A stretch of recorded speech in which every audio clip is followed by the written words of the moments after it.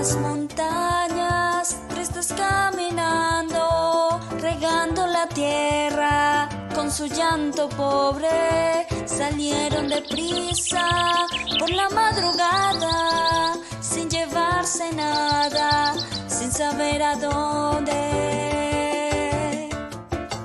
Buscan un camino que les ponga a salvo, que les lleve lejos.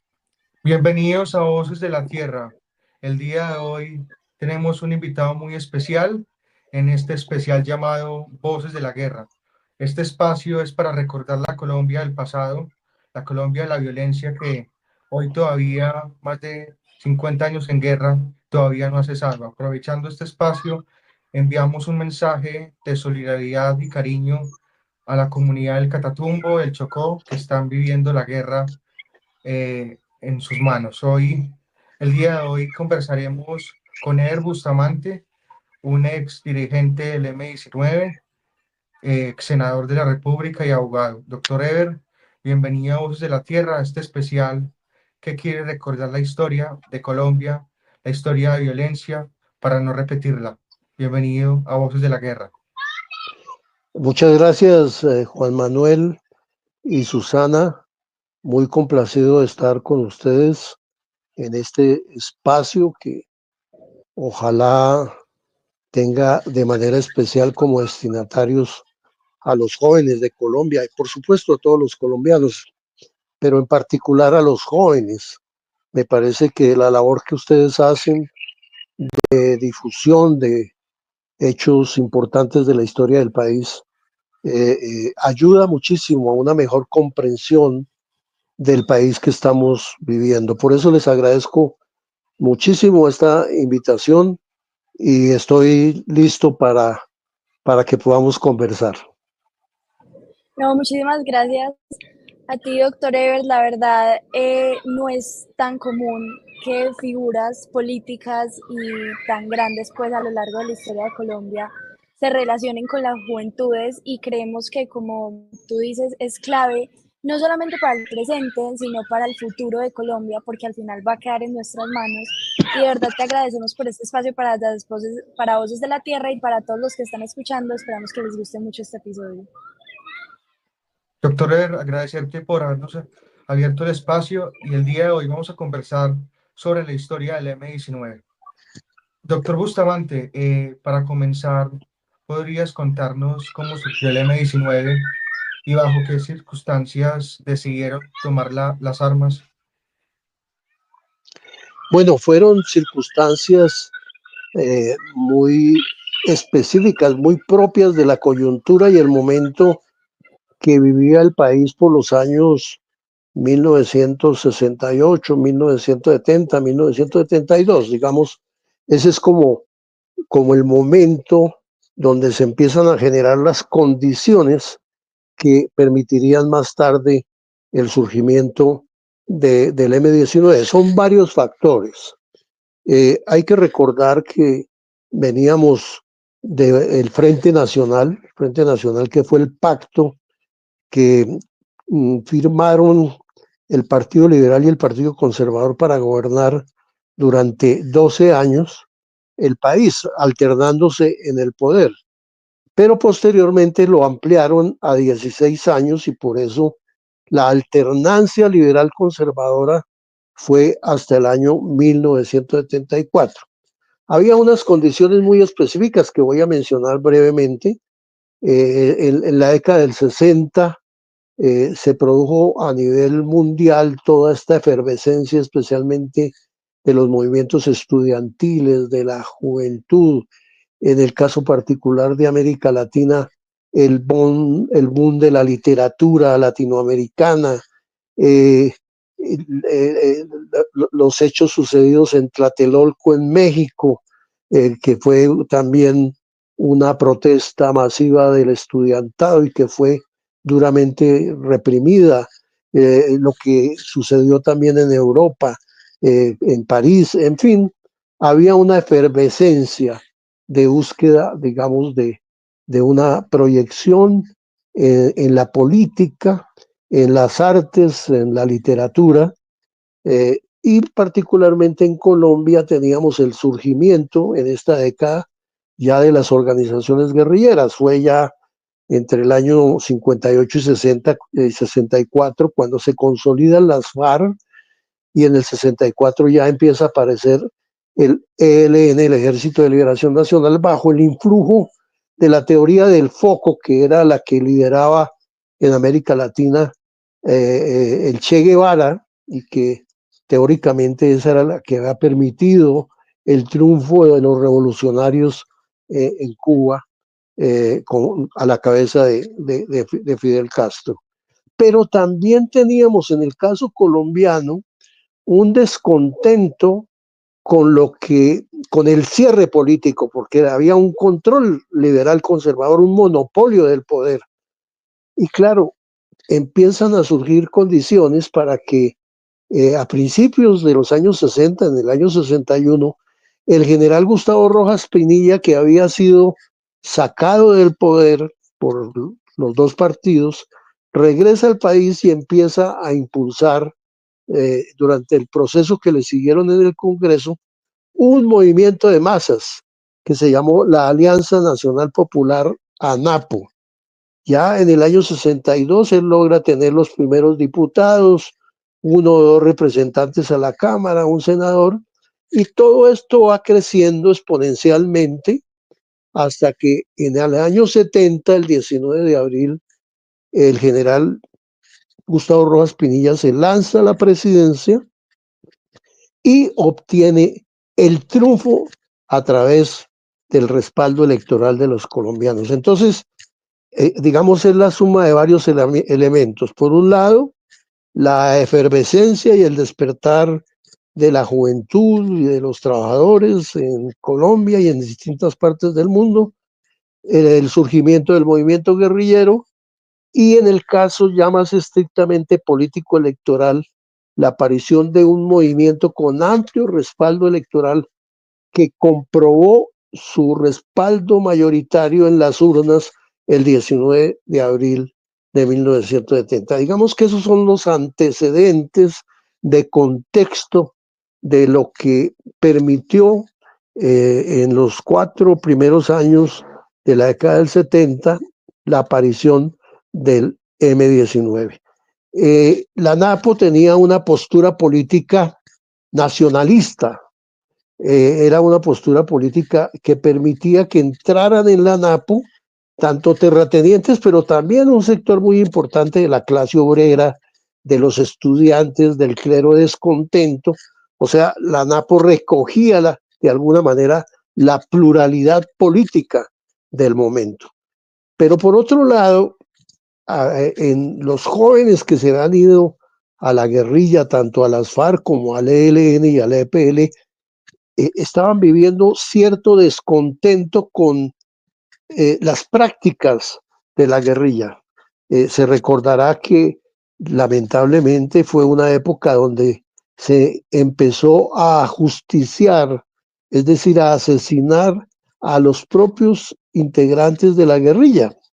Eran famosos los procesos sumarios que hacían para fusilar a líderes porque consideraban que eran infiltrados o los acusaban de ser de la CIA, en fin, y los fusilaban. Un sector descontento con estas prácticas, entre ellos menciono, porque más tarde serían los fundadores del M-19, Jaime Bateman,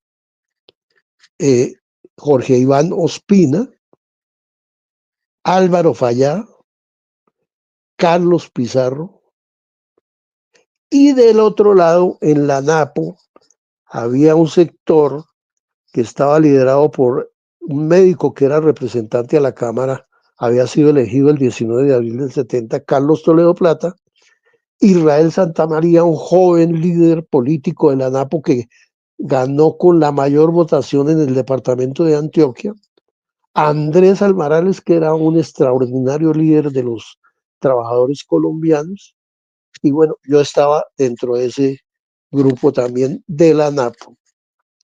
Y entre el año 70, el 19 de abril del 70 y el año 72, en ese esfuerzo de búsqueda desde el sector que venía decepcionado de la guerrilla y el sector de la ANAPO que venía cuestionando que no se hubiera defendido el triunfo electoral del 19 de abril, finalmente nos encontramos. Y ahí es donde empieza a discutirse la posibilidad de organizar un movimiento político-militar, porque Jaime Bateman decía, hombre, el 19 de abril se logró el mayor triunfo de la democracia colombiana, ganó el pueblo, y eso hay que defenderlo, pero eso no se puede defender solo con manifestaciones, eso hay que defenderlo también con las armas. Y desde la ANAPO se empezó a entender que esa era una posibilidad, ¿sí? Y hasta que finalmente todo este proceso conduce a concretar la creación del M-19. Hubo esfuerzos individuales del sector que venía de la guerrilla, fundaron primero un movimiento que se llamaba Comuneros, en fin, nosotros estuvimos en la ANAPO, luego dimos lugar a la ANAPO socialista, creamos un medio de comunicación que se llamaba Mayorías y que expresaba los puntos nuestros críticos frente al sector tradicional de la ANAPO y que después fue un órgano vocero de la ANAPO socialista y del M-19. Digamos que eso, en grosso modo, son los prolegómenos, los antecedentes que conducen a la formación, digamos, es un proceso de 3, 4 años, que finalmente se cristaliza en un hecho, en una operación, como corresponde a una organización político-militar, que es la toma de la quinta de Bolívar, ahí cerca de la Universidad de los Andes, y la extracción de la espada de Bolívar. Eso fue en el mes de enero de 1974. Entonces, digamos, ese es el hecho. Ese mismo día se realizó otra operación en el Consejo de Bogotá y se difundió la propaganda del M-19 que ya se había hecho a una expectativa, diciendo que en los periódicos se publicaron unos avisos de que se iba a acabar con los lagartos, que, bueno, en fin, una campaña de propaganda que generó una expectativa y finalmente con ese hecho se formaliza la aparición pública del M-19, que en ese momento tenía un componente clandestino, que era la gente que venía de la guerrilla, y un componente político que actuaba en la legalidad y que estábamos dentro de la ANAPO, que era con con las personas que mencioné anteriormente. Ese es a rasgos muy generales la forma como ya las discusiones, los contenidos de lo que se debatió para crear una plataforma política, ya eso es otra cosa, porque digamos se nutrió del nacionalismo de la ANAPO, de todo el bolivarismo, se recogió el pensamiento bolivariano. En ese sentido, y vale la pena anotarlo desde ya, hay una diferencia sustancial en el origen, en el nacimiento del M-19 como organización guerrillera. Me explico. La mayoría de las organizaciones guerrilleras en Colombia y en América Latina surgieron o en la lucha campesina, como en el caso de las FARC, o en la lucha en los sindicatos y en las universidades. El caso de la ANAPO es totalmente distinto, porque surge anunciando la defensa de la voluntad popular expresada en las elecciones. Por eso se llamó Movimiento 19 de abril, que retoma la fecha en que se produjo un robo de las elecciones, que las elecciones quizás es uno de los hechos más importantes de cualquier democracia, porque para elegir sus presidentes, sus legisladores, es a través del voto. Por eso, en su origen, en su nacimiento, el M19 tiene una raíz profundamente democrática, ¿sí? Se llama M19, Movimiento 19 de abril. Incluso la consigna secuencial del M19 era el Movimiento 19 de abril con el pueblo, con las armas, con María Eugenia al poder, porque María Eugenia fue la candidata, era la hija del general Gustavo Rojas Pinilla y que fue candidata a la presidencia en el año 1974. Esto es totalmente inédito. Ninguna guerrilla en Colombia ni en América Latina surgió en esas condiciones. Y yo creo que esa diferencia en su origen del M19 se mantuvo a lo largo de la existencia del M19 hasta la firma de los acuerdos de paz y ha tenido un impacto de diferenciación porque los contenidos de la negociación del acuerdo de paz, por ejemplo, del M19 son totalmente diferentes a la forma como negoció las FARC.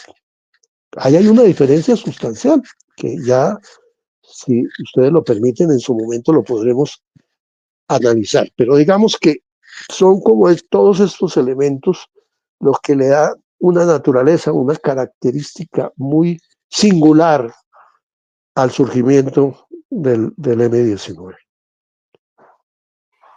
Doctor Ebert, pues de lo que usted dice acá salen muchos nombres y muchas situaciones a la luz. Primeramente, el Frente Nacional, que si me permiten dar mi opinión, no era una democracia totalmente bajo una fachada.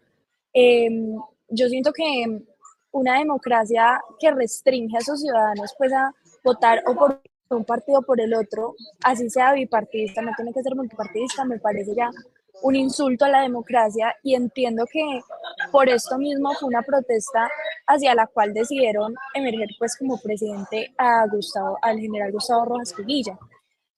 Entonces, esto quisiera que abra el paso hacia la pregunta de que si usted cree que las elecciones de 1970 entre Michel Pastrana y el general Gustavo Rojas Pinilla, que claramente fue fraudulenta, puede volver a ocurrir en la historia de Colombia, especialmente en las elecciones de 2026. ¿Cómo ve usted ese pronóstico electoral? Y ni siquiera en las del 2026, sino en general. ¿Cree que un fraude a la democracia pueda volver a pasar en Colombia y que en este momento, incluso con la Constitución del 91, el país sea vulnerable a eso?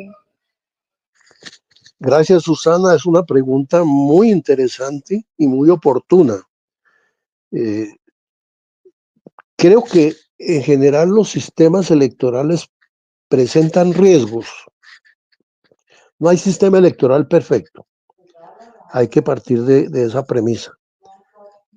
Todos los sistemas electorales presentan sus debilidades, sus baches, sus inconsistencias, unos más que otros.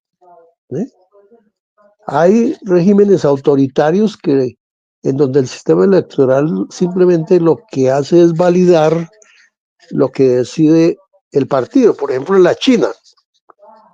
En la China hay una formalidad en que se va y se vota, pero es lo que decide el partido, que es partido único. En otros países sucede lo mismo, incluso en Rusia sucede exactamente eso. El juego democrático no es muy amplio. En Rusia existe más de fachada un cierto juego, aparecen candidatos, pero ya cuando empiezan a crecer los matan, por ejemplo. ¿Sí? En Estados Unidos últimamente también ha habido dificultades, además que tiene un modelo electoral muy especial entre directo del ciudadano y el colegiado, donde intervienen en esos cuerpos ya colegiados el voto es más calificado y tiene un mayor valor. En fin, para el caso colombiano, digamos que con el transcurso del tiempo se han venido haciendo esfuerzos por contar con un sistema democrático, un sistema electoral, perdón, mucho menos riesgoso frente al fraude. ¿Sí? No ha sido fácil. no ha sido fácil. En el Frente Nacional el sistema electoral era un sistema compartido, como en el año 58, por ejemplo, se eligió el candidato liberal. Todos los que hacían parte del acuerdo, liberales y conservadores, votaban por ese candidato. Y el compromiso era que en el 62 le correspondía al Partido Conservador y todos, liberales y conservadores, votaban por él. En el 66 sucedió lo mismo por el candidato liberal Carlos Lleras Restrepo, y en el 70, ya con unas características distintas por lo que sucedió, se votaba por el candidato conservador. O sea, riesgo de fraude en ese modelo compartido, férreamente bipartidista, era el riesgo de fraude, digamos, entre ellos era muy complicado. Y vamos a ver qué sucedió en el año 70 y cómo sí, desde los partidos del Frente Nacional hicieron el fraude en contra del general Gustavo Rojas Pinilla. Después del año 70 se ha insistido en mejorar los controles sobre el sistema electoral. Y sin embargo, contra esto, ¿qué conspira? Tenemos una estructura de clientela en el país. Los partidos son muy clientelistas en el nivel local y en el nivel regional. Ahí tenemos una distorsión, porque se compra en buena parte del territorio nacional, un porcentaje alto de votos se obtiene con la clientela. Yo te doy una beca, te doy una plata, te hago un favor y tú votas por, por el cacique político, por el cacique electoral de la región.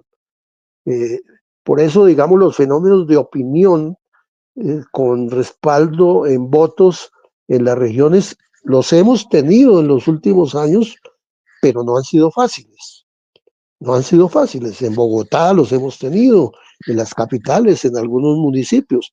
O sea, yo señalo aquí que hay unos elementos estructurales que conspiran contra la transparencia del sistema electoral. Eso por un lado. Por el otro lado, digamos, la eficacia misma de las autoridades electorales, que tienen que contar con presupuestos sólidos. El problema de la tecnología es vital en la discusión en este momento, porque puede haber fraude con la tecnología también, ¿sí? Entonces, ahí tenemos también dificultades.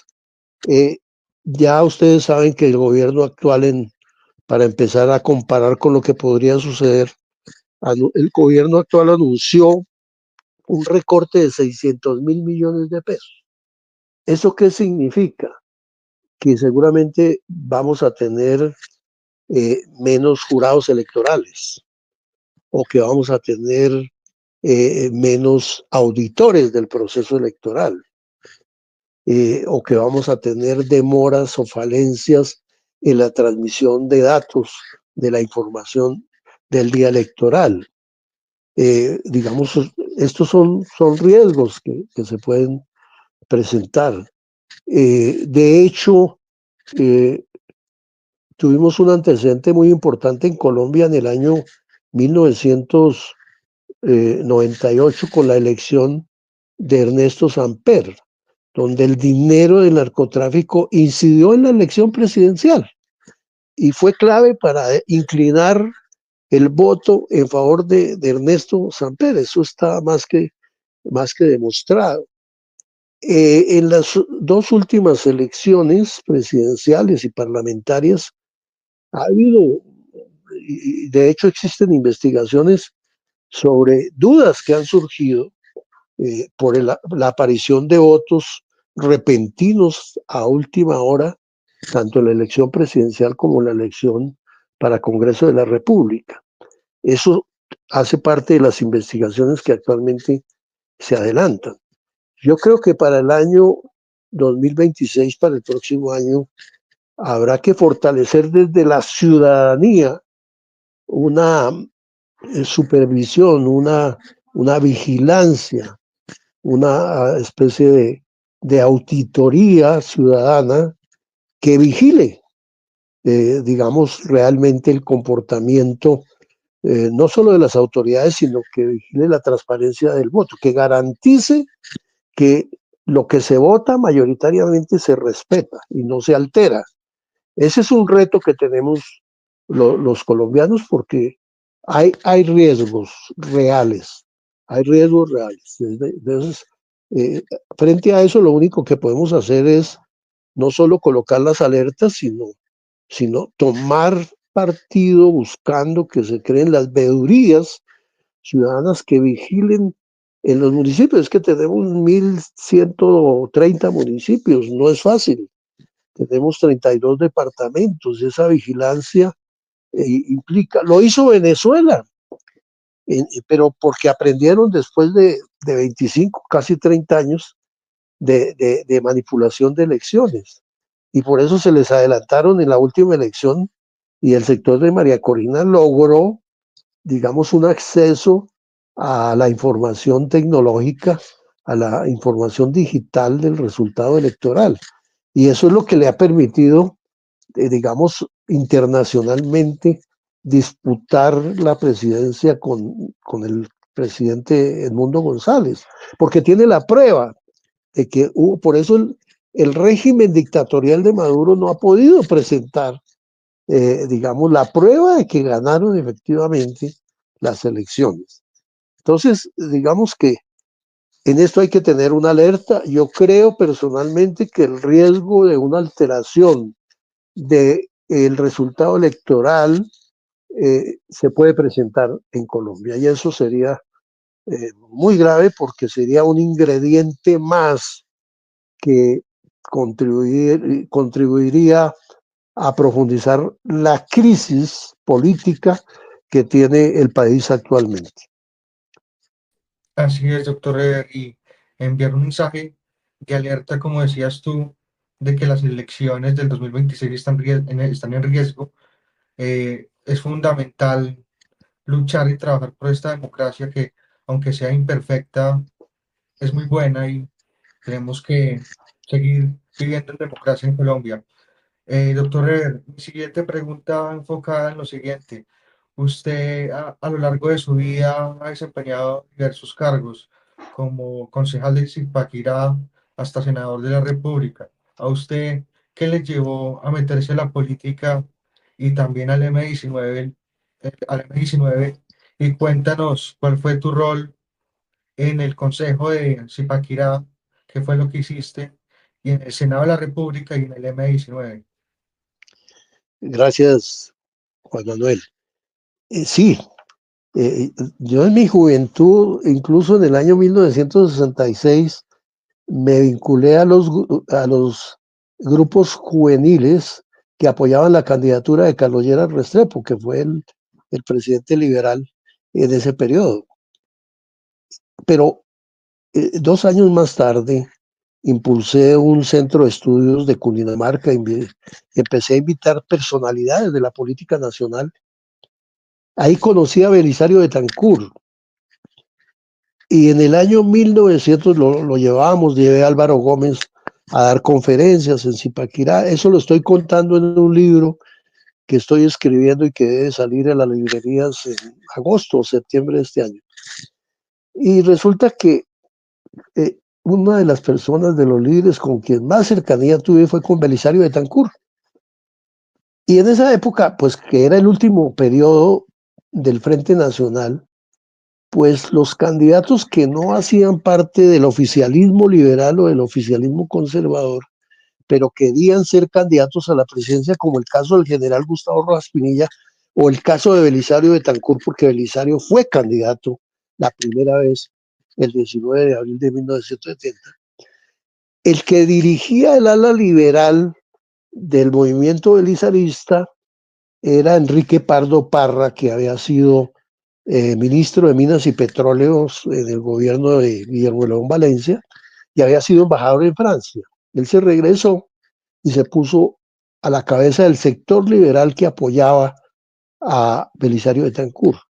Yo, que venía de una familia liberal, me candidaticé al Consejo de Zipaquirá, encabecé la lista por el movimiento belisarista liberal, apoyando la candidatura de Belisario Betancur a la presidencia de la República. Y salí elegido con la mayor votación para el Consejo en esa fecha, fue la mía.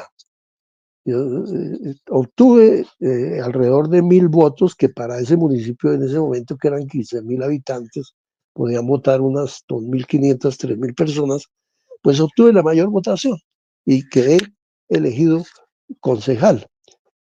Solo que esa noche, esta es una anécdota, me convertí en el jefe de la NAPO en Zipaquirá, porque hacia las 9:10 de la mañana, cuando empieza a trascender que hay un riesgo de fraude, yo había conocido a los dirigentes locales de la NAPO en Zipaquirá, la mayoría eran gentes trabajadoras, eran sastres, eran zapateros, eran, en fin. Vinieron a mi casa y me dijeron, mire, doctor, usted, yo ya estaba terminando la universidad, y me dijeron, necesitamos que usted nos oriente, nos conduzca. Yo llamé a Belisario Betancur como a las 10 de la noche y le dije, presidente, eso está sucediendo esto. Me dijo, no me diga presidente porque yo perdí. Le dije, claro, pero por el respeto y eso le dije. Y le conté. Me dijo, mire, está pasando esto frente a mi casa y quieren que yo los apoye asumiendo la jefatura de la NAPO en Zipaquirá. Y textualmente me dijo el presidente, porque después fue presidente, Belisario Betancur, me dijo, hombre, si la gente le está pidiendo que los ayude a defender un triunfo y la democracia, hágalo.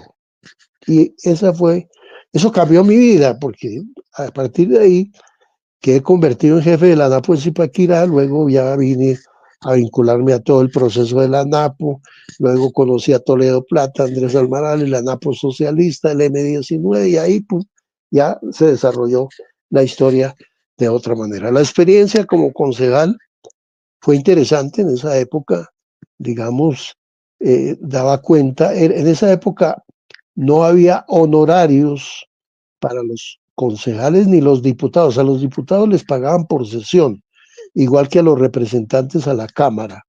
O sea que no se llegaba, no se buscaban esos cargos como ahora sucede, que hay unas peleas en los municipios por los sueldos, digamos, no en todos los casos, por supuesto, pero es un factor que ha pervertido la política actualmente, porque todo lo pagan, todo, los sueldos, las prestaciones, todo, en fin.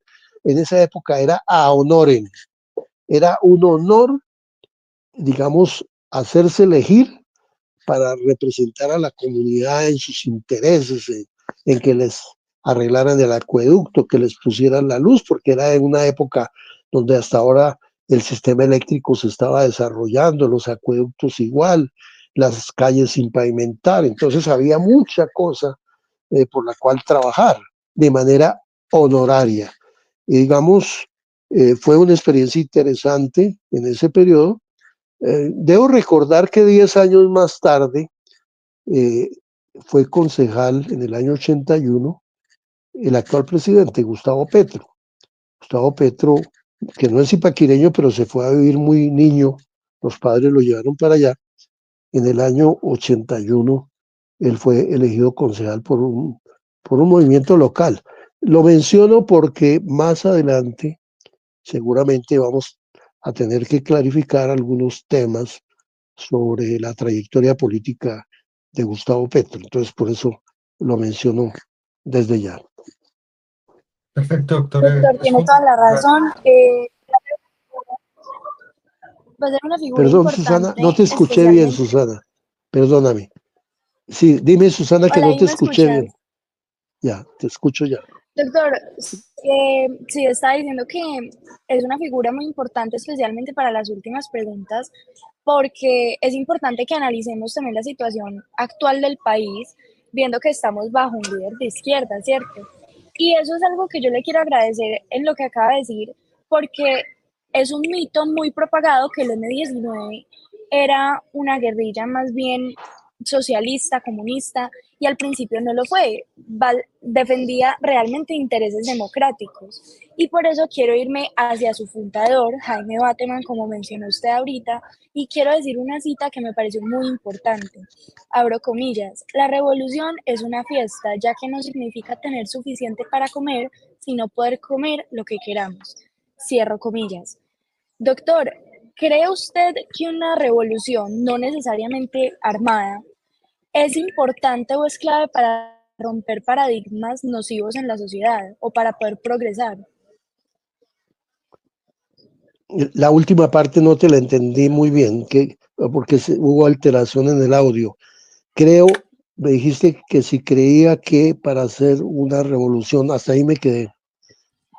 Para hacer una revolución no necesariamente armada, ¿cree usted que pues esta revolución es clave para romper paradigmas nocivos en la sociedad?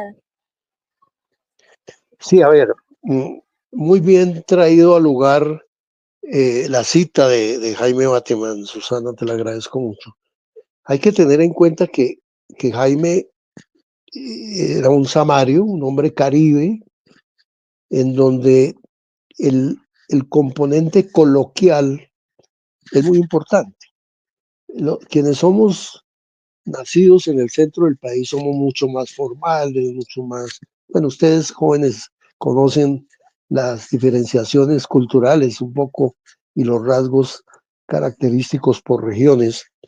En la costa se es muy abierto, se es muy dicharachero, muy coloquial. Entonces,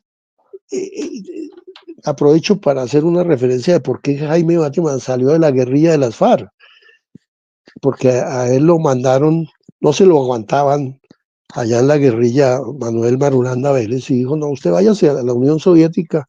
En esa época era la Unión Soviética. Lo mandaron a estudiar y llegó preciso en invierno. Imagínense un costeño con esa visión del mundo abierta, del Caribe, del mar, y ese frío en Moscú, y se aburrió porque no escuchaba vallenato ni nada. Entonces se vino de allá y fue cuando regresó. Ya había pasado lo del 19 de abril del 70 y vino con la idea de formar un movimiento que expresara los intereses de la mayoría de los colombianos. Recuerdo que en esa época el Partido Comunista lo acusaba de ser un desertor y de ser infiltrado de la CIA. Acusaban a Jaime Bateman. Con esto lo que quiero contar es que Jaime, con estas frases, decía, él lo que recogía ahí era un sentimiento muy importante que tenemos los colombianos, que frente a la adversidad siempre logramos mantener la alegría, por decirlo de alguna manera.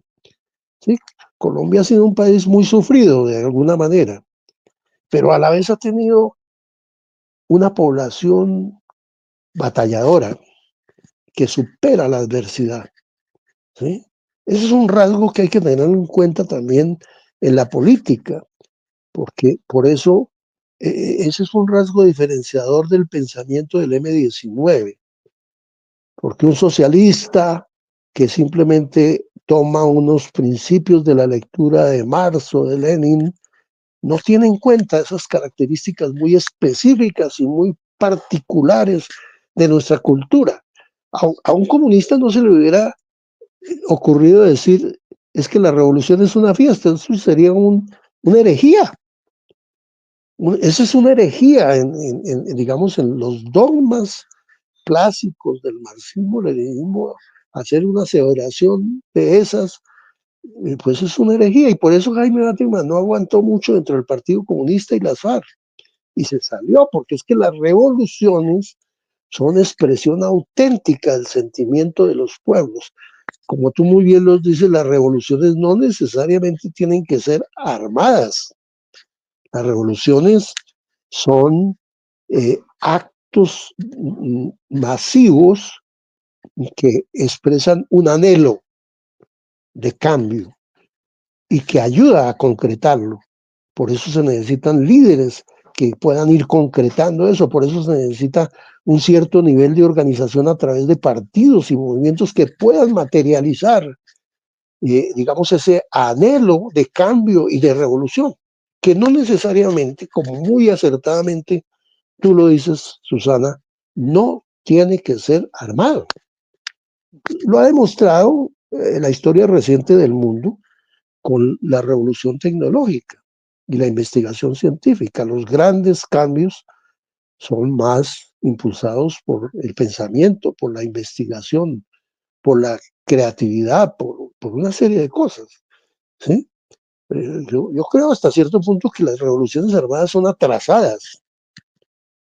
¿Sí? ¿Por qué? Porque ejercen violencia, porque permite que nos matemos los unos con los otros. Eso es un rezago en la historia de la humanidad.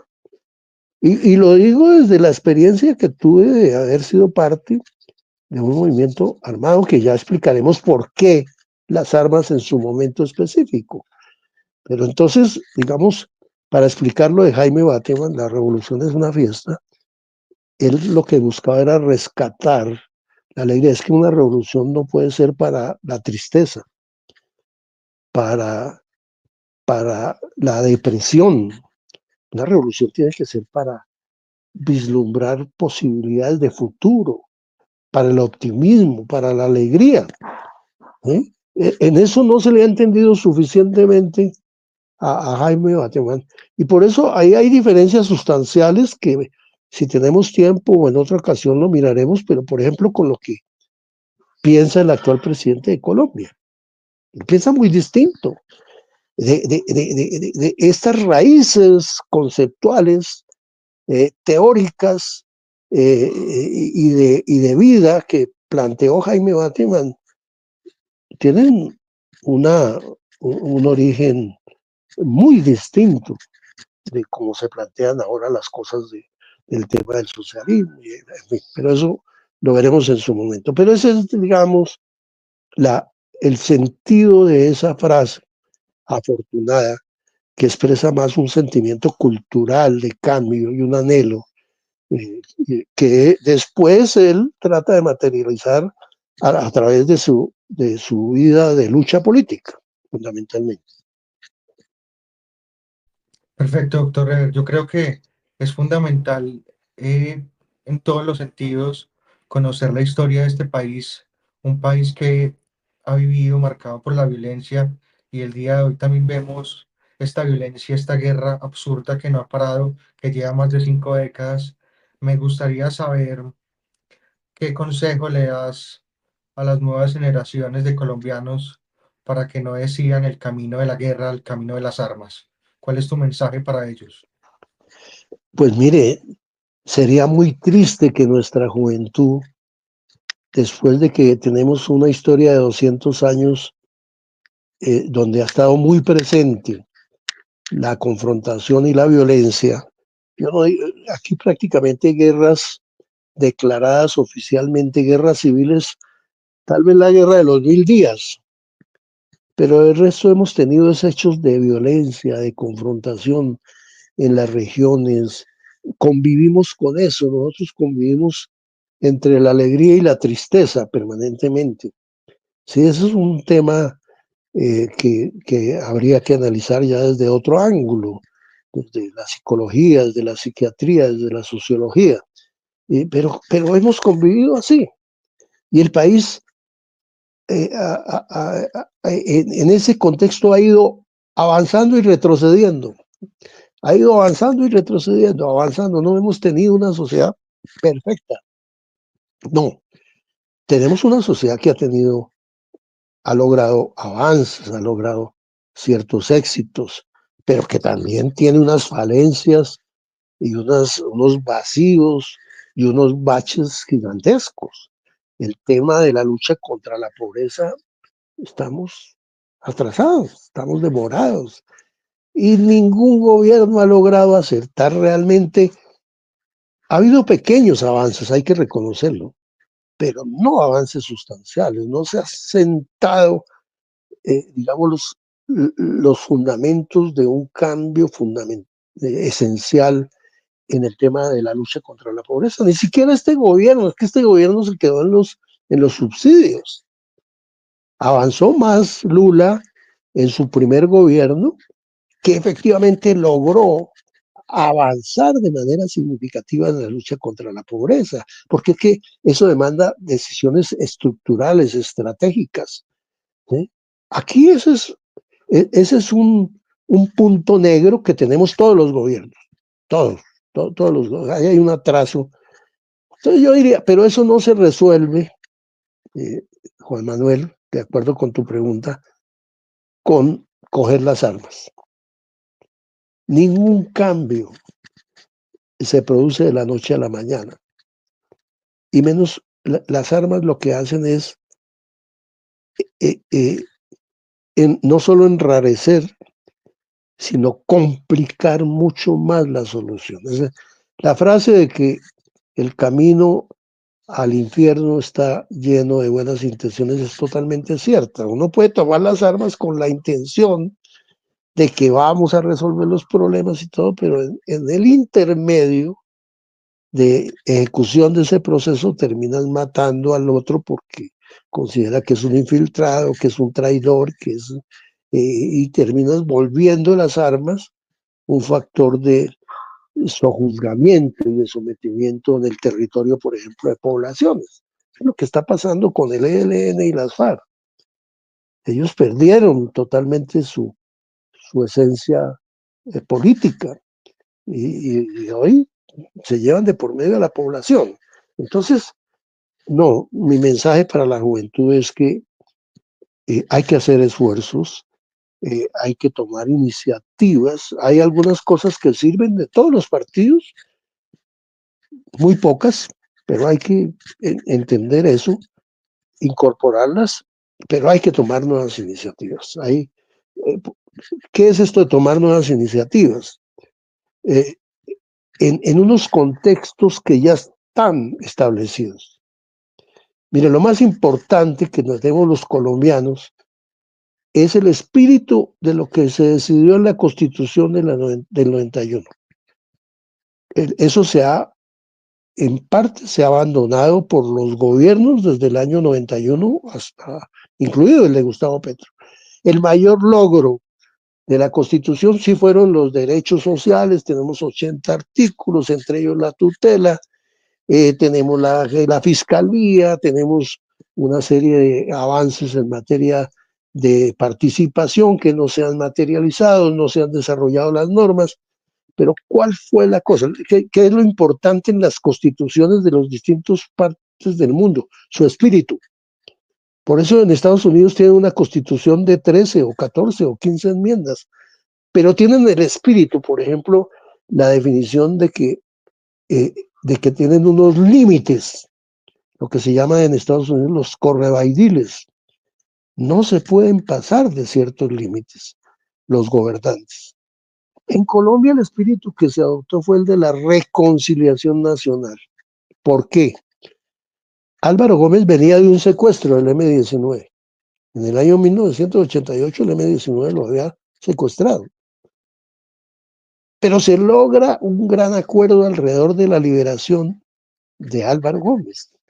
Y él a los pocos días, en una reunión en Usaquén, refiriéndose a su planteamiento del acuerdo sobre lo fundamental, plantea que es necesario trabajar en un acuerdo alrededor de una nueva constitución. El presidente Barco, 2 meses más tarde, acepta eso, que era en última la propuesta que traía el M-19 desde la toma de la Embajada de la República Dominicana, cuando Jaime Batten habla del acuerdo nacional y del sancocho nacional, porque es lo coloquial a lo que me he referido de Jaime Bateman. El sancocho nacional es poderle meter al platico de todas las tendencias, de todos los sectores, que esa es la esencia de la representación democrática de Colombia. Y ahí se logra, en la Constitución, el M-19 eligió 19 de los 62 constituyentes, el M-19 elige 19. Álvaro Gómez elige 10 o 11 constituyentes. y el Partido Liberal elige 25. El Partido Liberal quería mantener la tradición de que se repartieran entre liberales y conservadores. Álvaro Gómez fue superior en ese momento, dijo, no señor, aquí hay unos nuevos sectores y hay que dejar que entren en la gobernabilidad de Colombia.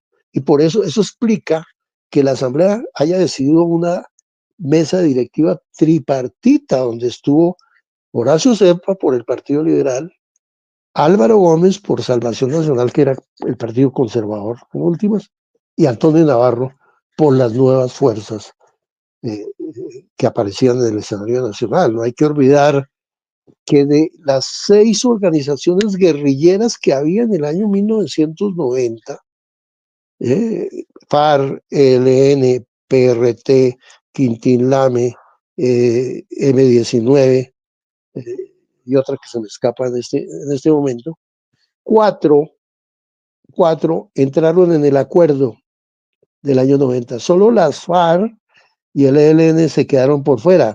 O sea, quedaron por fuera del acuerdo de la reconciliación nacional, ¿sí? Del entendimiento de la convivencia. Es que para poder convivir, para que no nos matemos entre nosotros, ¿sí? Tenemos que partir de un acuerdo básico que es reconciliémonos. Si Susana y si Juan Manuel pelean entre ellos y a su vez pelean conmigo, pues ahí no hay ninguna posibilidad hasta que nos matemos. Pero si los decimos, venga, reconciliémonos, venga, nos tomamos un café, venga, acordamos unas normas básicas y empezamos a convivir, ¿sí? Empezamos a respetar al otro. Ahí hay una cosa muy importante que estamos logrando, es la seguridad y el respeto de nuestras vidas. Por eso el respeto no se logra a través de las normas que digan un artículo de la Constitución que el uno no matará al otro. Sí, eso lo dice las Sagradas Escrituras, pero tiene que ser en los hechos.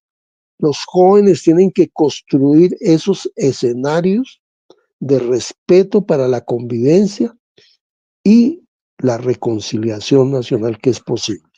Digamos que a mí me parece que eso de fondo, más allá de las normas son necesarias porque hay que reglamentar cosas, para eso están las leyes, para eso están los decretos, las resoluciones, pero lo de fondo, yo creo que en este momento, hacia el 2026 y hacia el futuro, lo que necesitamos es construir con los jóvenes, con las mujeres, con todos los sectores de la sociedad, y hacia los próximos 25 o 30 años, un proyecto que esté soportado en que no nos vamos a matar, es la reconciliación, que vamos a poder convivir para generar lo que necesitamos generar, tranquilidad, empleo, comida para todos, lo que decía Jaime Bateman en La Revolución es una fiesta.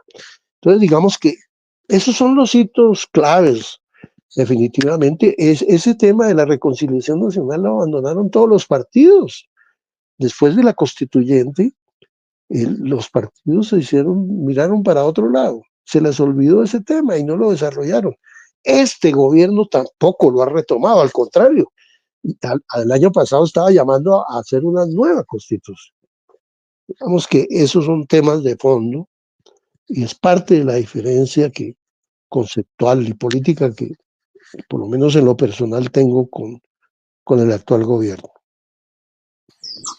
Doctor Ebert, la verdad coincido muchísimo con lo que acaba de decir. Siento que las juventudes tenemos que entender que es una ironía llegar a la paz a través de las armas, se llega a través del diálogo, a través de las leyes, a través de la convicción. Y por eso quiero clarificar, como usted dijo al principio de la entrevista, ese mito tan grande que gira alrededor del M-19, que es el Palacio de Justicia.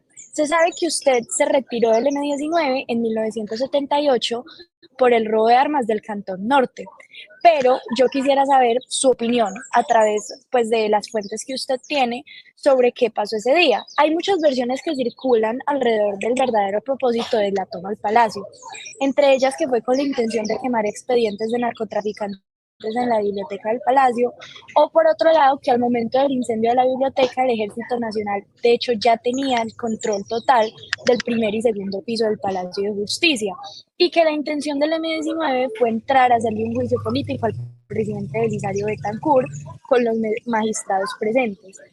Cuéntenos usted un poquito de eso y todas las teorías que circulan alrededor, por ejemplo, del Museo 20 de Julio o de la muerte del doctor Reyes Echandía. ¿Cómo vivió usted eso y cómo percibe que la sociedad lo vea de cierta forma en la actualidad? Susana, como todas las preguntas que han hecho, muy oportunas, muy interesantes y que ayudan a esclarecer hechos históricos. Una primera anotación muy respetuosa, Susana, lo digo con todo el cariño, con todo el aprecio, pero yo nunca me retiré del M-19. No sé cuál sea tu fuente para señalar ese hecho, pero nunca me retiré del M-19. No, nunca. No sé a qué obedezca eso, pero te lo aclaro porque es mi obligación hacerlo, digamos. Yo nunca, a que sí fui crítico de la operación de las armas y que eso dio lugar a que al interior del M-19 se formara una cosa que se llamó la Coordinadora Nacional de Base, eso es distinto, porque hizo parte del debate interno que entre otras cosas quiero resaltar como muy democrático, porque Jaime Bateman lo hizo respetar. Había sectores del M-19 que decía, a ese hay que matarlo, o sea, a mí. Y Jaime dijo, no señor, aquí vamos a discutir. Yo tuve una diferencia que nunca fue una diferencia que nos llevara a una confrontación personal. No, fue en el plano de las ideas. Eso está documentado, digamos. Entonces, digamos, tal vez ahí en la información que hayas obtenido se produjo la confusión, pero yo me mantuve, digamos, y además muy cercano a Jaime Bateman. Lo cuento también en el libro que te lo voy a obsequiar, ¿no? No tienes que ir a comprarlo en ninguna parte, lo mismo Juan Manuel, cuando salga el libro. Pero bueno, entremos entonces en el tema del Palacio de Justicia. Lo cuento también desde mi perspectiva, porque nadie tiene, los que tenían la información completa sobre el Palacio de Justicia murieron. Y ahí se perdió toda la información, pero se puede reconstruir gran parte de la información. A ver, ¿cuál era el contexto que teníamos en ese momento en el país? Como bien se sabe, el gobierno de Belisario Betancur significó un alivio. Teníamos del Estatuto de Seguridad con el gobierno de Turbay Ayala, un periodo de represión muy fuerte. Y Belisario lo primero que hace cuando llega el 7 de agosto del 82 es decir, yo quiero la paz, yo quiero firmar, y él fue consecuente con eso. La primera amnistía la da Belisario Betancur a finales del año 82. Al M-19 salen de la cárcel nosotros teníamos prácticamente el 80% de la dirección nacional del M-19 en la cárcel. Y producto de ese cambio en la política, con motivo del cambio de gobierno y la llegada de Belisario Betancur, pues se produjo la liberación de toda la gente de la dirección y de otros militantes del M-19. A partir de ahí, en el año 83 y 84, eso se vuelve como una especie de montaña rusa. A ratos era días de amor y otros días eran días de odio. Y había de por medio muchas interferencias, digamos, en el proceso de entendimiento que se estaba buscando, tanto por parte del presidente Belisario Betancur y su equipo de gobierno como por parte del M-19. Hay que señalar una cosa. Colombia aprendió con todos estos procesos a cómo manejar los procesos de paz, porque en esa época era muy etéreo, no había protocolos, no había, digamos, agendas de negociación muy bien estructuradas. Eso se logró un poco en el acuerdo con las FARC en el año 2017 del gobierno de Juan Manuel Santos, pero ya desde otro punto de vista. Pero digamos, entonces había mucha relación personal entre los que negociaban la paz por parte de Belisario y los del M-19, y eso fue generando confusiones, porque se prestó para la distorsión, digamos, y las versiones de que el M-19 estaba haciendo eso era para secuestrar a gente del establecimiento, que el M-19 incumplía, que realizaba asaltos, y eso alimentado de alguna manera desde los organismos de inteligencia.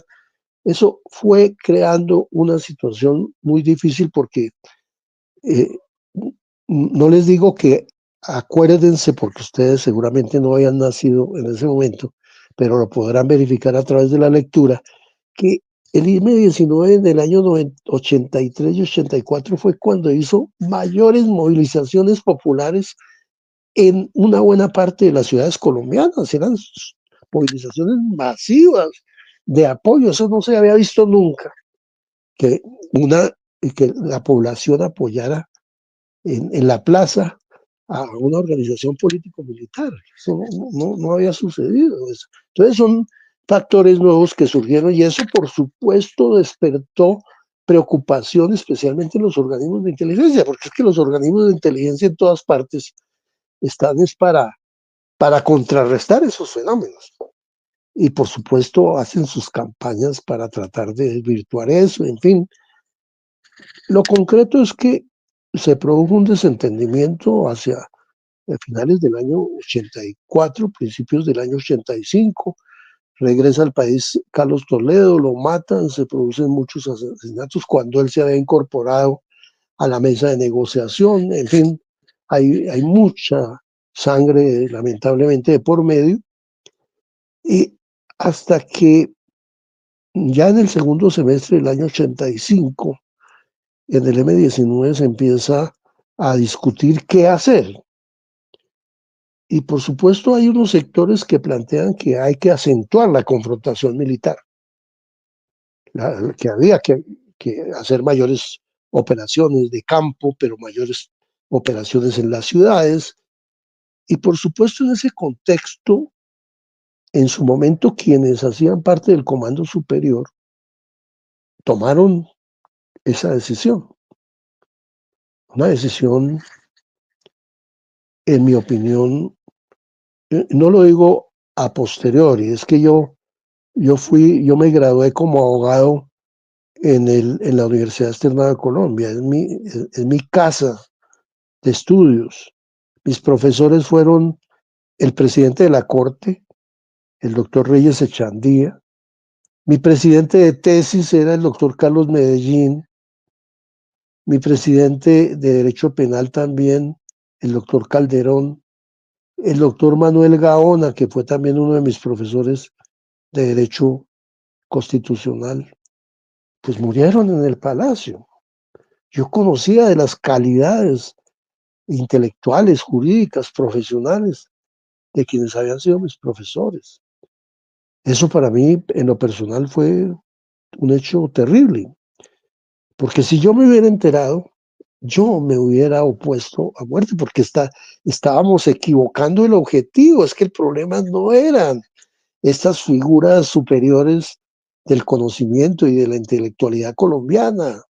Había otros, los politiqueros, los corruptos, todos eso podrían ser objetivo militar.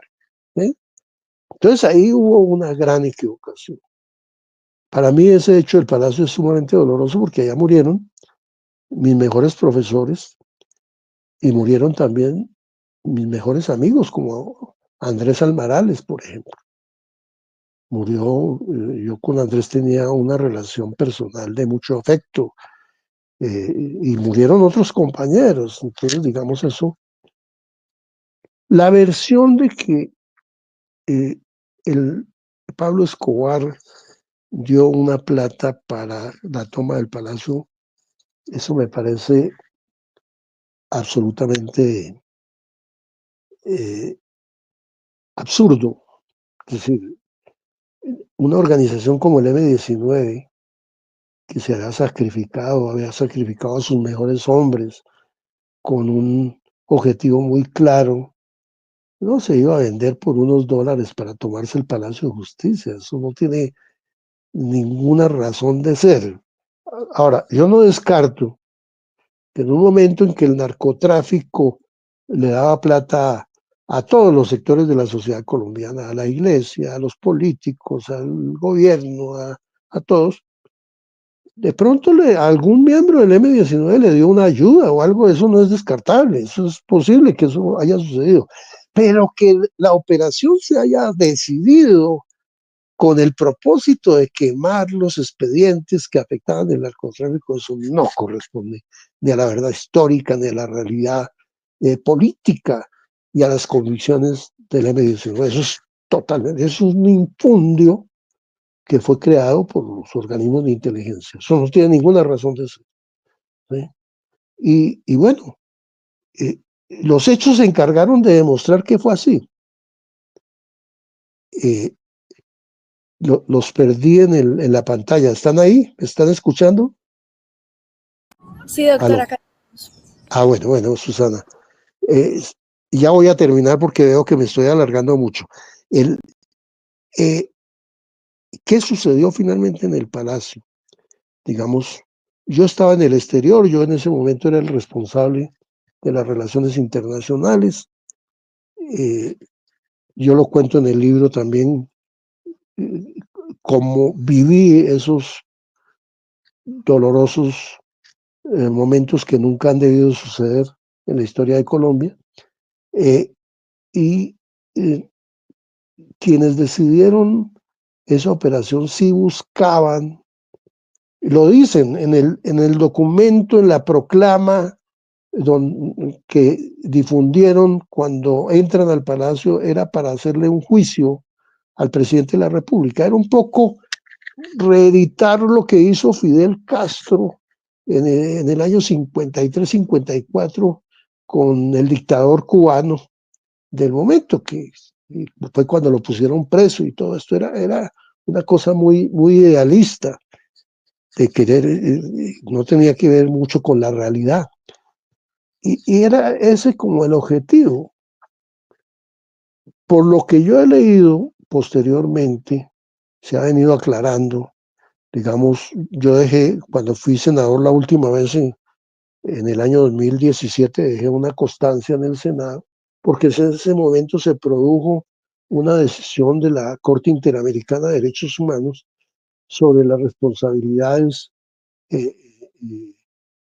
institucionales en el Palacio de Justicia.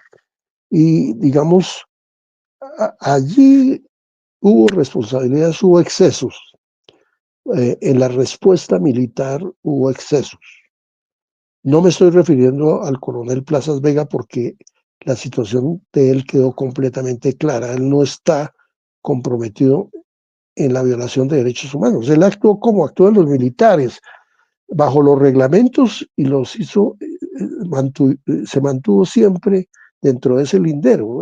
Ustedes saben que la acción militar en la mayoría de los países está regulada, y la fuerza está regulada, la pueden utilizar bajo determinadas condiciones, sin caer en el terreno de la violación de derechos humanos y cometer crímenes de lesa humanidad, que terminaron cometiéndose, no porque yo lo diga, porque las investigaciones posteriores han determinado que hubo violación de derechos humanos y delitos de lesa humanidad posteriormente. Entonces, digamos, ese es un episodio de la historia que todavía no está suficientemente clara.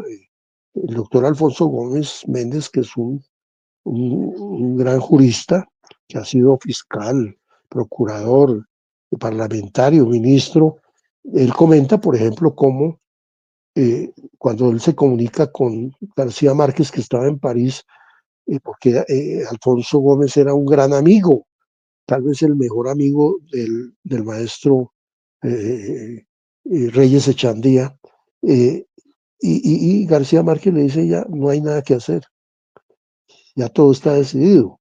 O sea, hubo una interferencia del poder civil. El poder civil no fue autónomo, de acuerdo con esa y otras versiones. Perdió la autonomía para decidir, lamentablemente, el presidente Belisario Betancur. Y ahí entraron a jugar otros factores que hoy la justicia se está encargando de aclarar. Total que no es cierto que en estricto sentido el M-19 haya adelantado esa operación fatídica, absurda, trágica, que eso no tenía ningún sentido, pero no la hizo por mandado y menos paga, pues por la mafia del narcotráfico de Pablo Escobar. Juan, antes de pasarte la palabra, quisiera, bajo esta confirmación pues, de los hechos de la teoría que también he estudiado yo, recomendarles a todos nuestros oyentes un libro muy interesante que cuenta sobre esta versión pues, que nos está contando el doctor Ebert sobre la verdadera intención del M-19 en el Palacio de Justicia. Se llama El Palacio de Justicia, una tragedia colombiana. La autora es Anna Carrigan. Y es para todo tipo de público. No es un libro muy político, muy complicado de leer, es muy digerible y se lo recomiendo a todos ustedes. Siento que es un libro que por cultura general se debe leer. Y pues nada, muchísimas gracias, doctor Ebert, por esa respuesta tan completa. No conocía ese libro, te agradezco que fuera de micrófonos me regales el dato bibliográfico para poderlo obtener. Claro que sí, doctor. Gracias, Susi, por la recomendación y doctor, yo creo que es fundamental conocer la historia, sobre todo la toma del Palacio de Justicia, que muchos jóvenes no conocíamos, y es fundamental conocer la historia, todo lo que ha vivido Colombia. Doctor, mi siguiente pregunta va enfocada en lo siguiente. El presidente Petro en múltiples ocasiones ha exaltado el M-19 en sus discursos y en el Consejo de Ministros hizo una comparación entre Baldeman y Armando Benet y también ha mencionado su papel, y usted ha mencionado que su papel dentro de la guerrilla fue mínimo.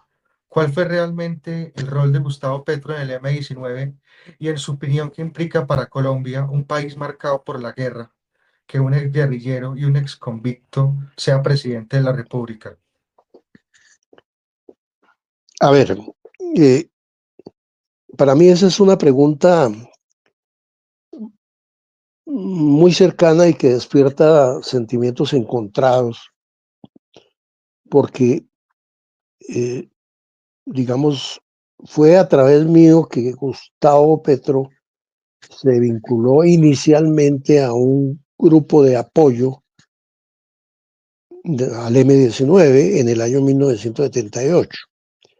Yo, en ese entonces, en 1978, ya muy avanzado, desde mi vinculación primero a la NAPO, luego al M-19, toda esa trayectoria, yo era integrante, el M-19 estaba organizado por regionales, regional de Antioquia, regional de los Santanderes, regional de los Llanos, en fin, y regional de Bogotá, Cundinamarca. En esa época no había la separación administrativa que existe hoy entre Bogotá y los municipios de Cundinamarca. Y el regional se encargaba de organizar las tareas del M-19 en Bogotá y en Cundinamarca. Yo tenía especialmente la responsabilidad del desarrollo político militar en el departamento de Cundinamarca. En Bogotá también, pero en Bogotá había ese regional, lo integraban personas como Vera Grave, estaba Carlos Duplá, que era un actor de teatro, estaba el Ciego Lara, le decíamos, estaba Rafael Otero, que murió en el Palacio de Justicia, bueno, había 2 o 3 personas más. Y yo estaba incluido dentro de ese regional, y una de mis mayores responsabilidades era desarrollar organizativamente al M-19 en el departamento de Cundinamarca. Y como yo era de Zipaquirá, y Zipaquirá era una de las principales ciudades del departamento, pues ahí concentré parte de mis esfuerzos, además porque desde el año 67, 68 yo como estudiante de Derecho y, y con una inclinación muy fuerte por el derecho laboral, me vinculé mucho con los sectores obreros, me volví asesor de ellos y los empecé a vincular en esta lucha. Ya después de los años de 1970, empecé a vincular a obreros de varias empresas, ahí de Peldar, de Malterías Unidas, del sindicato del municipio, en fin, había varias empresas y empecé a hacer un trabajo también de vinculación con sectores del magisterio y algunos profesionales. Y el segundo a bordo, para resumir un poco el tema, fue un docente muy calificado que se llamaba Pío Quinto Jaimes. Era muy inquieto políticamente y todo, y él era el que se encargaba de organizar esos comandos que tenían una estricta separación dada la clandestinidad en que nos movíamos. Eran grupos de 3, 4 personas simpatizantes que eran sometidas a un proceso, digamos, de seguimiento para determinar si reunían las condiciones o no de seriedad, de conocimiento, de disposición para pertenecer a una organización de esta naturaleza. En una ocasión, por los meses tal vez de marzo o abril de 1978, Pío Quinto me dice, mira, hay un grupo de simpatizantes, son unos 3, 4 jóvenes estudiantes muy inquietos con este tema que quieren, pero hay uno especialmente que le gusta mucho la lectura y está muy inquieto y dije, pues hombre, sí, háganle seguimiento a todos, a ver cuáles se destacan, cuáles quieren realmente participar. Como a los 20 días, un mes, entonces me dio el informe y es muy curioso que en la parte del informe donde se refiere a Gustavo Petro, lo define como lo definen muchos colombianos hoy en día. Es decir, si ese concepto que me dio Pío Quinto Jaimes en el año 1978 nos hubiéramos ahorrado muchas situaciones delicadas, porque esos rasgos que son admisibles en cualquier persona, pero en un presidente de la República eso tiene complicaciones. Entonces, la primera persona que me habló de que este muchacho le gustaba el estudio, pero era incumplido, es un rasgo característico de Petro. Petro no respeta el tiempo de las demás personas. Es una persona que a lo largo de su vida ha sido incumplida. Ese rasgo me lo señaló desde el año 1978. Me dijo, además, para justificar su incumplimiento, he comprobado que dice mentiras. Estaba en ciernes la mitomanía característica de Gustavo Petro. Y me dio 4 o 5 elementos más que no se los voy a contar porque ustedes me estoy chiviando yo, eso es lo que voy a contar en el libro. Entonces ustedes son jóvenes comunicadores, periodistas, me chivean, entonces no les doy el dato completo, pero es como para que tengan idea de cómo tuve noticia de la vinculación de esta persona. Y mire que resultó cierto, todas esas, él tenía su fortaleza, especialmente una que le gustaba la lectura y que hacía reflexiones muy extrañas.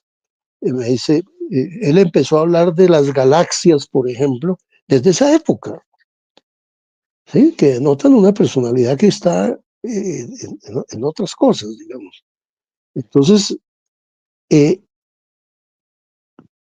a finales de ese año se realiza una operación que tal vez ustedes no incluyeron en las preguntas, que es la obtención de más de 6.000 armas del Cantón Norte de Bogotá a través de un túnel que construyó el M-19 y extrajo esas armas.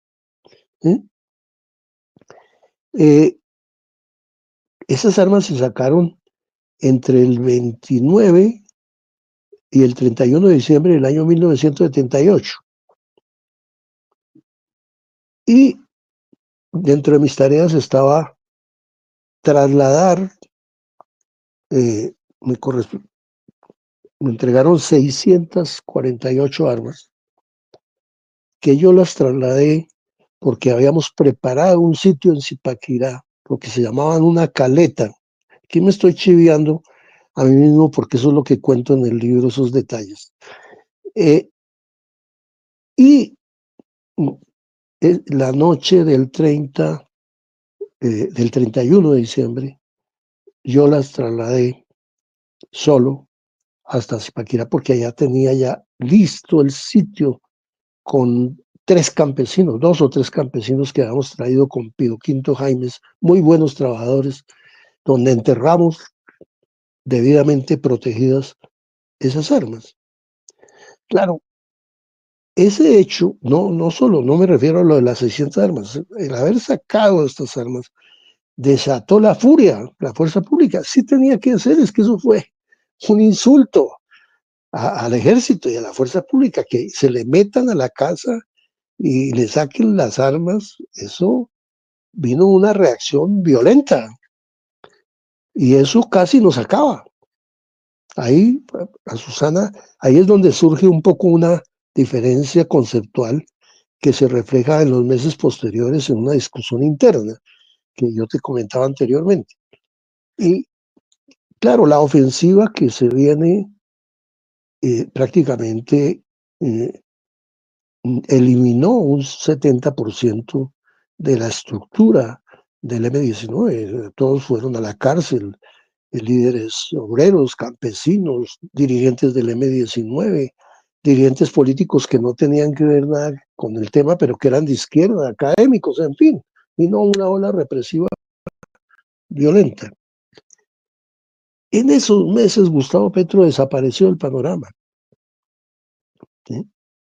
Volvió a aparecer a finales del 80, y en el año 81, que había elecciones, se candidatiza al Consejo. En un momento en que el M-19 no tenía ya ninguna expresión legal, en un movimiento político. Él se candidatiza y sale elegido concejal entre el año 81 y 83. Luego en el 83 se hace elegir personero de Zipaquirá. Y no tiene ningún vínculo con el M-19. Él en su libro, que dice Una vida, muchas vidas, es el nombre del libro de él, que se debería llamar Una mentira, muchas mentiras, porque está plagado de mentiras. Yo parte de ese trabajo de denuncia de la mentira lo hago en la publicación que estoy preparando. Entonces él no tiene ahí vinculación. Él impulsa en esa época, había movimientos urbanos que impulsaban la toma de tierras. Uno de los principales impulsores era el Partido Comunista, y también unos empresarios que se tomaban y se robaban unos predios y metían ahí una gente a construir vivienda y después les cobraban y todo eso. En ese contexto es que él hace una toma o impulsa una toma en un predio del municipio para crear un barrio que lo llamaron Bolívar 83. En el libro, acuérdate, Juan Manuel, en el consejo, en ese fallido Consejo de Ministros de la semana pasada, cuando Gustavo Petro dice, para justificar la presencia de Benedetti, y dice es que Benedetti tiene un aire, ¿cómo es que llaman los? Un feeling, a Jaime Bateman, tiene un aire a Jaime Bateman. Y luego rematan, si ustedes miran cuidadosamente la grabación, luego dice, Jaime Bateman a quien yo conocí.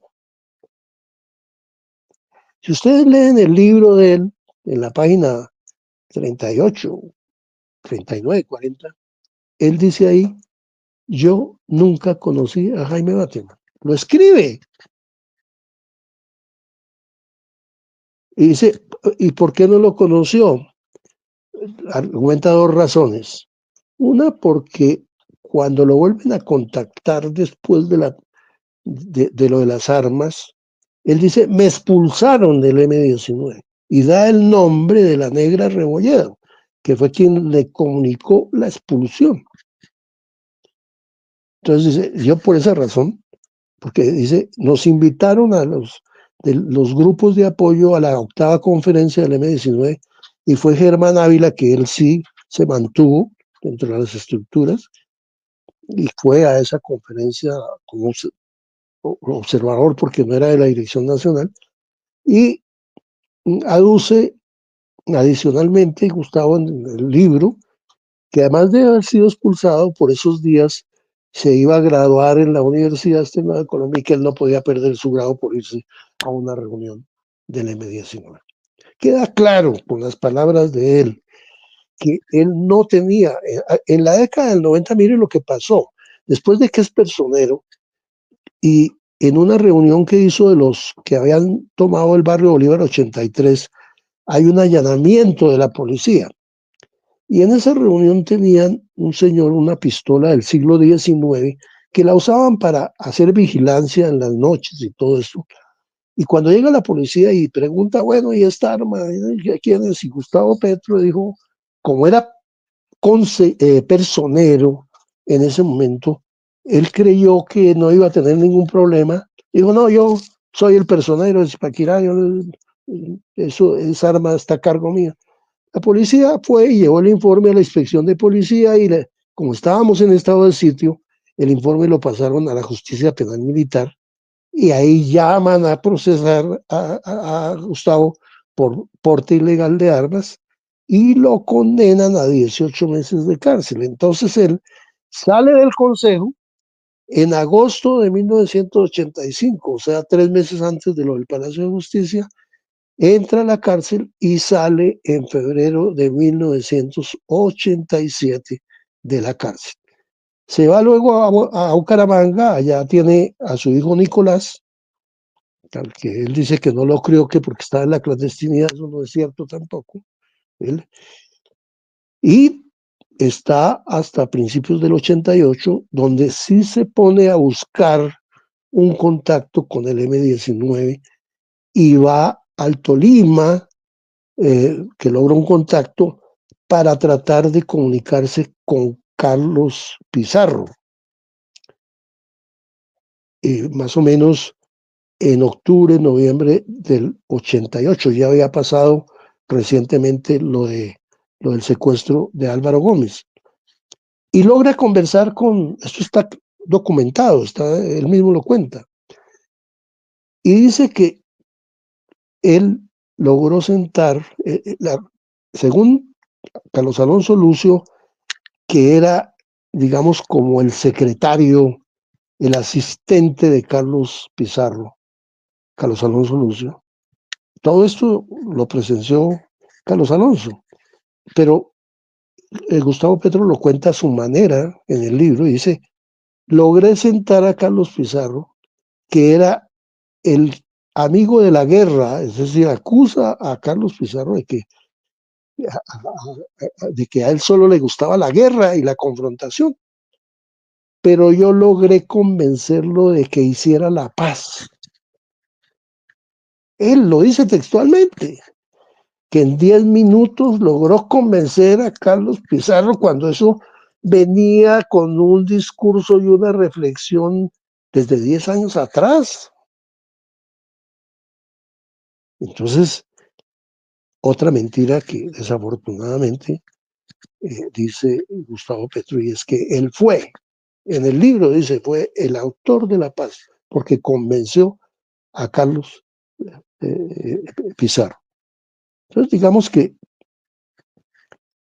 ya para el año 89, cuando desde enero empieza el proceso de negociación con el gobierno de Virgilio Barco y se va cristalizando el acuerdo, ya Gustavo Petro se acerca en esa etapa final, pero no tuvo ningún papel protagónico.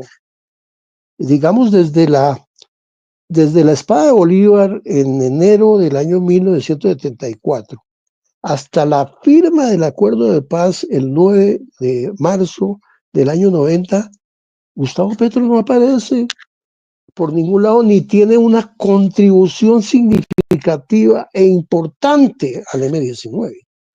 Es más, él tenía una concepción distinta, lo dice en el libro. Él dice que él lo que defendió siempre fue el pueblo en movimiento,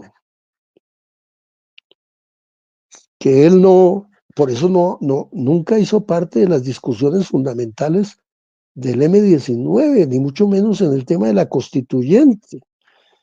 Entonces, digamos, ¿en qué momento? Claro, dadas las condiciones, ya cuando el movimiento firma el acuerdo y se legaliza, a los 2 días, o sea, nosotros firmamos el 9 de marzo del 90 y el 11 de marzo había elecciones. Y logramos con el gobierno un acuerdo para que nos dejara presentar unas listas. Y había elección de Senado, Cámara y asambleas departamentales. En esas elecciones, Vera Grave encabeza la lista a la Cámara y yo como suplente, y salimos elegidos, representantes a la Cámara. Y Gustavo Petro era candidato a la Asamblea de Cundinamarca y perdió la elección. Realmente él viene después de la constituyente, con la convocatoria de elecciones por parte de la constituyente, ahí que armamos la lista, tanto para Senado como para Cámara. Gustavo va como candidato a la Cámara por Cundinamarca. No quisiera decirlo porque eso es falta de modestia, perdón. Yo incidí para que Antonio Navarro tuviera en cuenta que esa lista la debería encabezar Gustavo Petro, porque en ese momento Gustavo, que es muy hábil en la oratoria, hay que reconocerlo, él tiene un discurso muy personal, muy de acuerdo con sus referentes personales y lo que ha estudiado a lo largo de su vida, y me pareció que era la persona que debía en ese momento, y sale elegido. Es decir, a partir de ese momento, Gustavo Petro empieza a tener una participación significativa porque es un representante a la Cámara. Pero digamos, en los temas de la guerra y de la paz, en esencia, que fueron los que se desarrollaron entre enero del 74 y marzo del año 90, Gustavo Petro no tiene ninguna participación, ningún papel protagónico e importante. Por eso yo he dicho y he afirmado públicamente que la participación en esa etapa pues fue totalmente anodina de Gustavo Petro, porque corresponde a la realidad y a la verdad histórica del movimiento.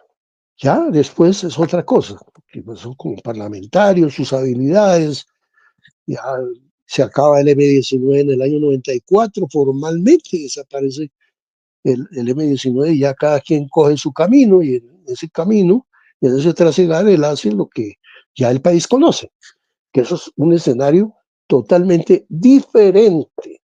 Por eso es que hay que diferenciar por razones históricas, porque la utilización que Gustavo Petro hace hoy del nombre del M-19 es un nombre abusivo, es una utilización espúrea de la historia del M-19. Eso de comparar a Jaime Bateman con Benedetti, por favor. Jaime debe estar que se revuelque en la tumba dando manotazos contra esta barbaridad que comete. ¿Cómo lo compara con una persona que tiene semejante prontuario? uno de los incurso en uno de los comportamientos que más daño le hacen al país, que es la corrupción. Entonces, eso es inaudito, es inaceptable, ¿sí? Y luego que diga que él lo conoció, digamos, para tratar de refrendar lo de Benedetti, dice que él conoció a Jaime, que son igualitos. Entonces dice dos mentiras enormes. Entonces, digamos que lo digo con toda claridad, me perdonan un poco la beligerancia con que lo hago, pero es que corresponde. Gustavo Petro es presidente de la República y está en su derecho de ejercerla como él considere, obviamente dentro de los límites de la Constitución y la ley, no transgrediéndolos como ha sucedido ya en algunos casos. Y uno puede estar de acuerdo o desacuerdo con eso, eso es otro cuento, ¿eh? Que el gobierno de él es bueno, es malo, es regular, eso ya es otra valoración, eso ya es un análisis distinto que habrá que hacer, pero lo que no puede hacer y seguir haciendo el señor Gustavo Petro es diciendo que él representa la MDS, metiendo infundios como el de que el presidente de Uruguay, Pepe Mujica, semejante figura de la política mundial y latinoamericana, fue fundador del M19. ¿De cuándo acá hace esa afirmación? Y que la presidenta de México fue militante. Yo era el secretario de Relaciones Internacionales, conocía muy bien el trabajo en México. ¿Y cómo va a hacer esta afirmación, digamos? Entonces, digamos, no es aceptable las mentiras y el uso de los símbolos. Por ejemplo, para nosotros los que militamos en el M19, la bandera del M19 es un símbolo muy importante en nuestras vidas, pero no es el símbolo del país y de la unidad nacional. No, eso no está bien. Eso es ayudar a fomentar el odio. Es decir, hay unas víctimas también, producto de la acción del M19, que los ofende que el presidente de la República saque la bandera del M19 como si fuera el tricolor nacional. Hay que respetar a las víctimas. Es decir, no porque somos M19, entonces las víctimas nos tienen que perdonar. Son iguales a las de las FARC o a las del ELN.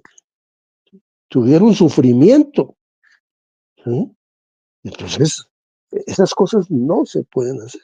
Gustavo Petro se extralimita y ofende, termina ofendiendo a las víctimas. No es distinto que si él quiere promover o revivir el M19, convoque a una reunión si quiere y organice lo que quiera.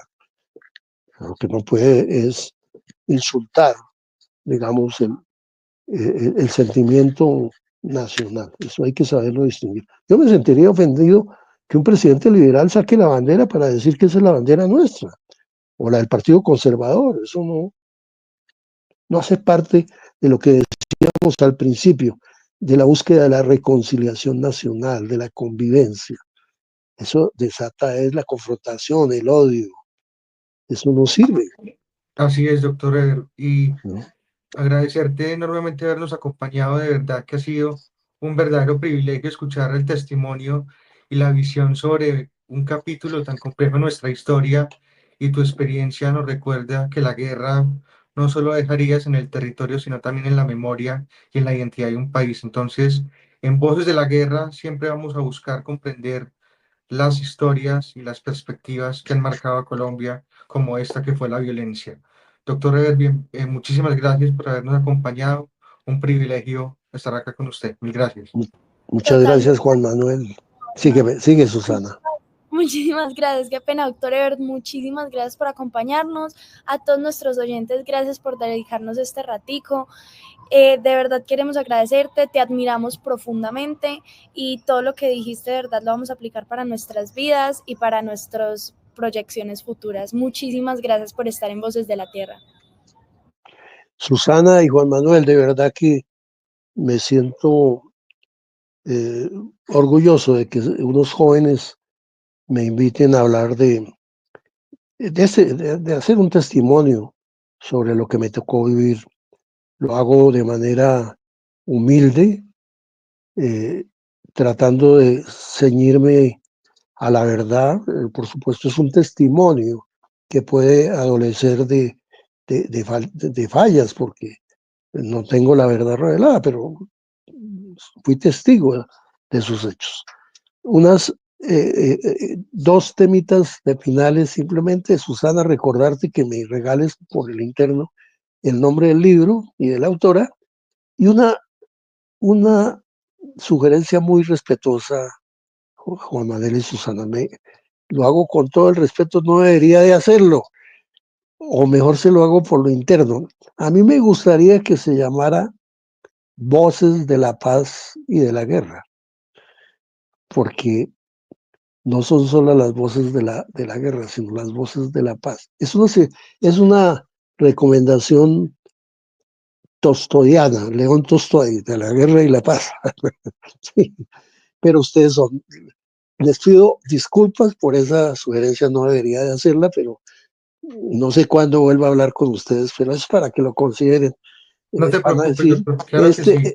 este representante del Antiguo Testamento ya se metió en nuestra imagen. No, discúlpenme, lo hago con Tranquilo, mucha doctor. consideración y respeto. La recibimos con mucho cariño. Y el mensaje para todo el país, para los jóvenes, que las balas, que las armas no sean la opción y que la educación y el amor y la paz sea la opción de este país para luchar por un mejor futuro y por una mejor Colombia, y que las balas no sean la opción ni que vuelva a existir la guerra en este país. Muchas gracias, doctor Rever. Muchas gracias.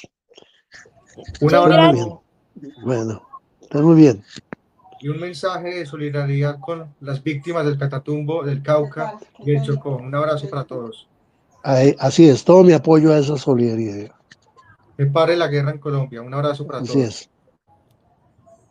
Gracias.